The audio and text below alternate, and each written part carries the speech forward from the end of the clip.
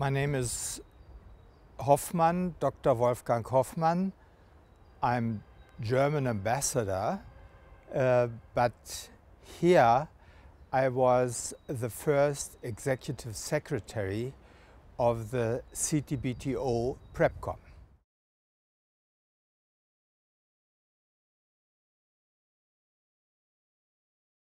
This was a real challenge, but it was a continuation of the negotiations on the CTBT in Geneva, which was also very challenging because you had to bring together the different interests in the field of nuclear disarmament and stopping nuclear tests.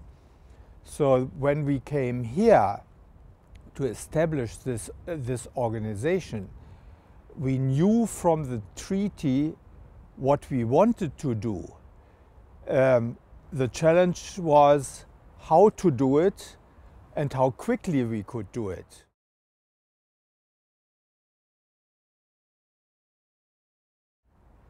The political climate was very favorable because the Cold War had ended and both East and West wanted peace and security and were able to make steps in the direction of disarmament.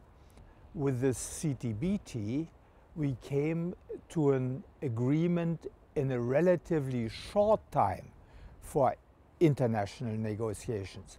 So I was very proud of this. And then, of course, the challenge was to set up the organization.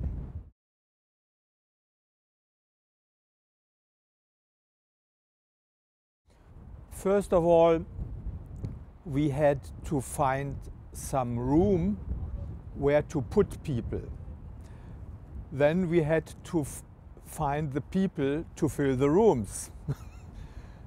And then we had to make these people work to build up a worldwide system of control.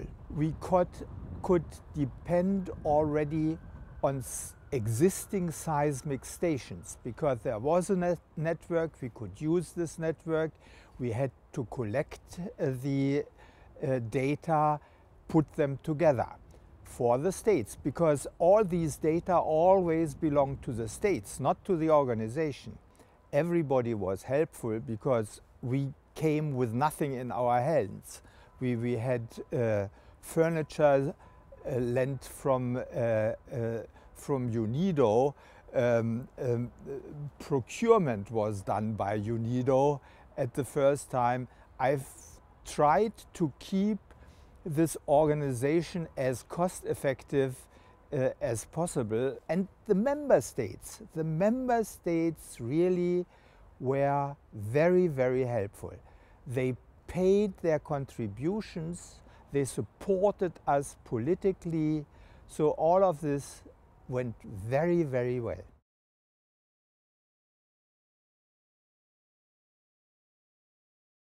On the technical side, I think everything went quite all right.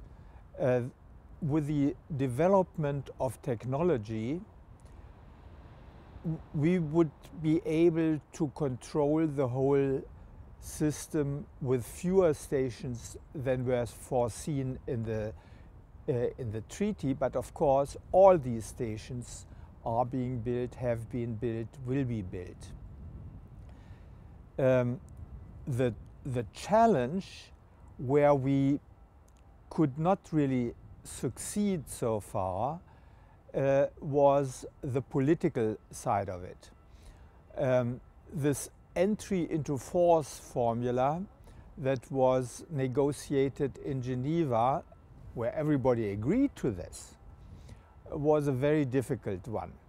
Normally, in an international treaty like that, you have a clause that with 30 or 50 states ratifying, the treaty enters into force.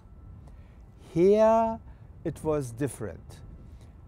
The communis opinio, the opinion that everybody agreed upon, was that all states with nuclear capabilities should be drawn into this treaty, should be signing and ratifying this treaty, so to cover all nuclear capabilities. Well, this was a good idea, but it made it very difficult to come to an entry into force. And from the beginning, India, Pakistan, and North Korea did not even sign the treaty, let alone ratify it. And also with other states, it took quite some time to come to ratification. The latest good example is Indonesia. But for instance, the United States and China both have not yet ratified. But they keep to their promises, to their political promises to keep this treaty.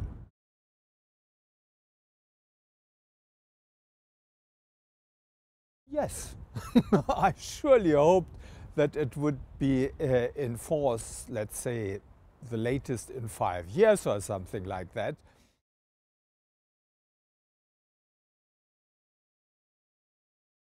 It was also very memorable to see, at least, for instance, in Mururoa, that this station was really closed. There was no possibility anymore of having nuclear tests in the Pacific.